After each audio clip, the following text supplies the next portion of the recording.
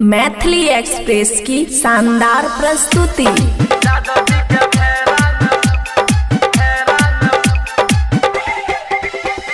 Music by DJ Gujarat. Khushi recording studio Baluaha.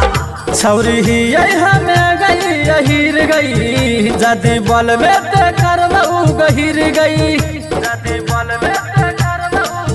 छौरी ही हमें गई यहीर गई जदी बल में ते करबऊ गहीर गई।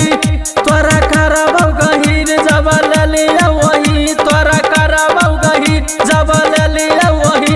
हे गई कौन बात के डर सही गे, जादव जी के फेरा में पैर गलही। पहले बेर ललियौ से चल गलही, जादव जी के फेरा में पैर गलही। पहले बेर ललियौ से चल गलही। DJ good Madhubani, DJ good Madhubani. पहले बेर ललियौ से चल गलही,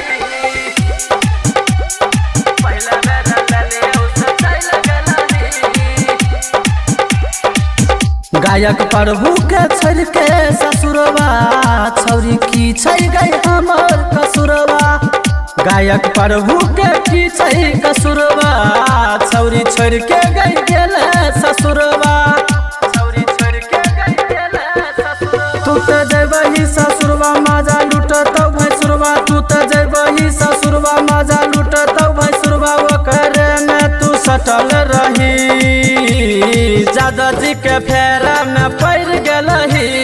पहला बेर ललियौ से चल गलही, जादव जी के फेरा में पैर गलही। पहला बेर ललियौ से चल गलही। DJ good Madhubani, DJ good Madhubani.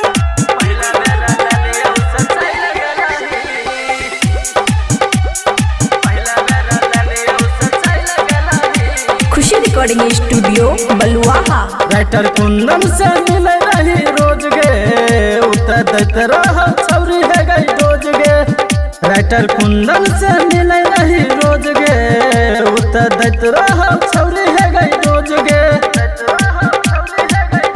उतर दैत रह रोज छौरी लैत रह रोज, उतर दैत रह रोज छौरी लैत रह रोज। ओकर में पटल रही, जादव जी के फेरा में पैर गलही। पहले बेर ललियौ से चल गलही, जादव जी के फेरा में पैर गलही। पहले बेर ललियौ से चल गलही। खुशी रिकॉर्डिंग स्टूडियो बलुआहा।